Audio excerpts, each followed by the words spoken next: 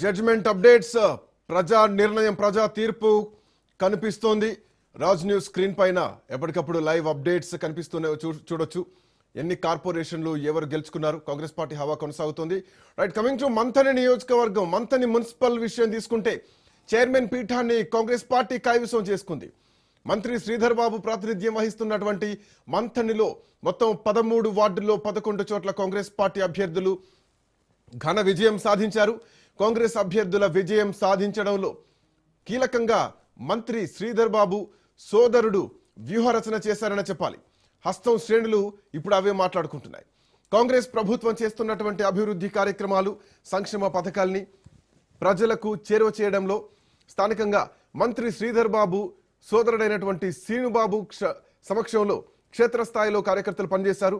మంత్రి వ్యూహాలను ఫీల్డ్ లెవెల్లో అమలు చేసేందుకు శ్రీనుబాబు కార్యకర్తలతో కలిసి పనిచేసినట్లు స్థానిక నాయకులు కూడా అంటున్నారు.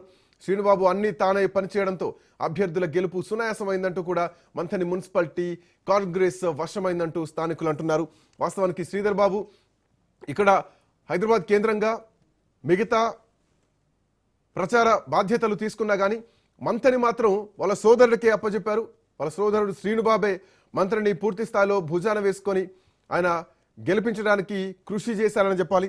సో శ్రీనుబాబు కృషి మంత్రిలో మున్సిపాలిటీ గెలవడంతో స్పష్టంగా కనిపించింది.